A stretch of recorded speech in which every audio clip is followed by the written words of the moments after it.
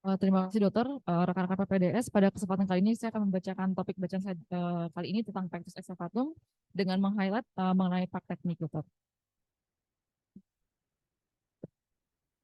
Jadi sebelumnya untuk pectus excavatum ini merupakan suatu deformitas pada dinding dada yang paling sering itu dengan kejadiannya hampir 1:1000 setiap kelahiran hidup.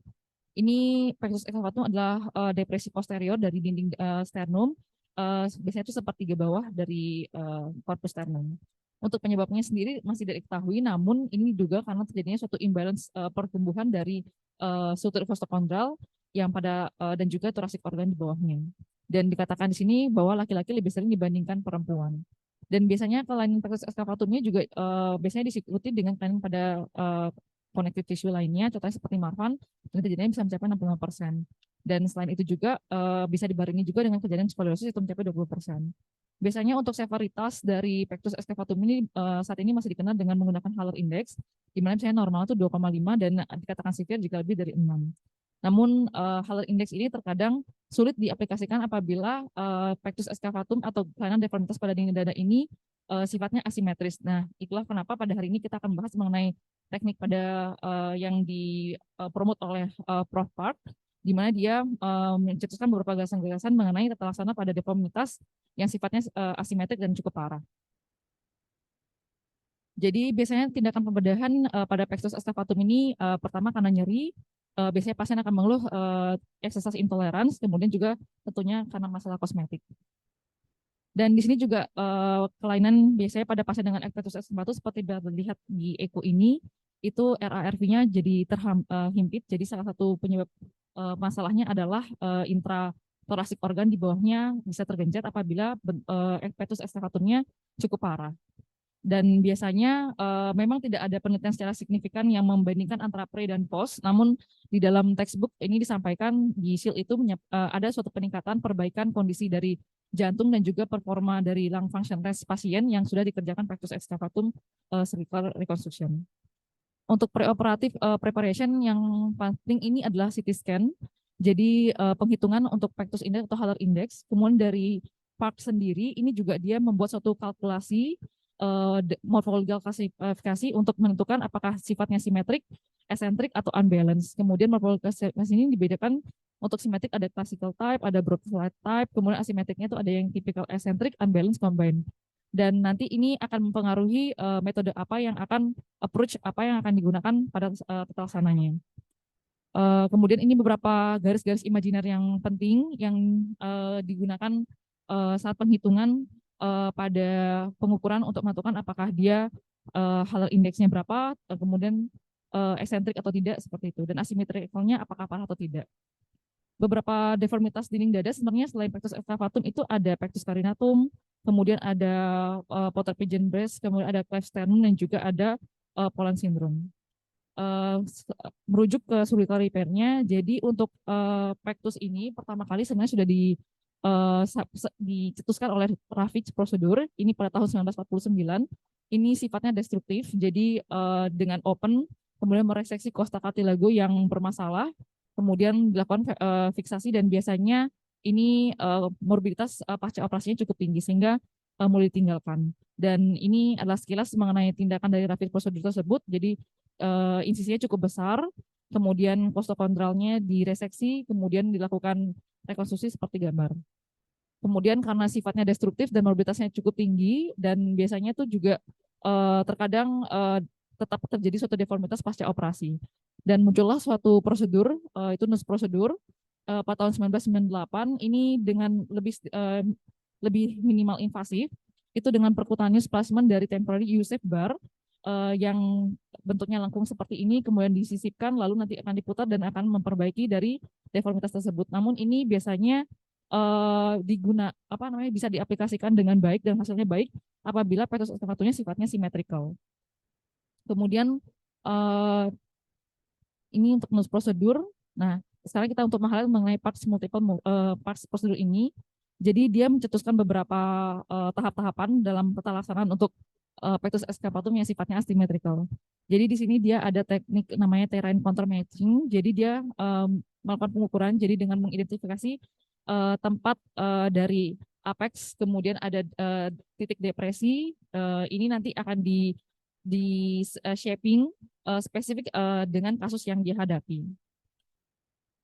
Kemudian ini New City Scan Index, jadi dia juga membuat suatu pengukuran-pengukuran baru selain Haller Index, dia juga ada Eccentric Index.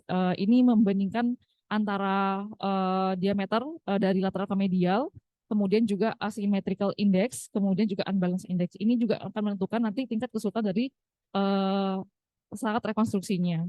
Karena seperti kita ketahui kalau misalnya dia semakin besar eccentric indeksnya ini, tentu himpitan untuk ke organ bawahnya akan lebih parah, dan biasanya ketika kita masukkan bar ke bawahnya tentu akan lebih berisiko untuk mencederai organ-organ intratorakal. Kemudian ini jadi muncullah part teknik, ini yang the second generation teknik setelah nurse prosedur. Jadi dia mencetuskan mengenai penggunaan bar shaping, jadi ada eccentric type repair.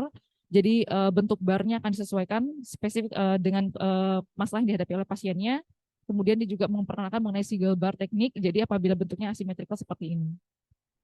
Kemudian berikutnya ada bar fixation teknik, jadi karena pada pengaplikasian nurse prosedur yang sebelumnya itu terjadi suatu resiko dislokasi dari bar itu sangat tinggi. Jadi dia menemukan dia mulai menggaungkan seperti itu untuk menggunakan teknik ini, multiple fiksasi. Jadi ada beberapa tempat, setidaknya yang dia sampaikan ini ada 5 titik poin yang harus difiksasi. Kemudian dia juga ada through the skin suture teknik. Jadi dengan pada perikostal berfiksasi, ini dia menggunakan sayatan yang minimal. Dan ini juga dia pektus itu rata-rata biasanya kalian ditemukan pada anak-anak. Kemudian ini juga bisa diaplikasikan pada dewasa. Lalu kenapa dewasa ini spesial? Karena pada pasien dewasa itu sifat sternumnya itu berat dan juga kaku. Sehingga dia juga memperkenalkan mengenai teknik menggunakan double bar.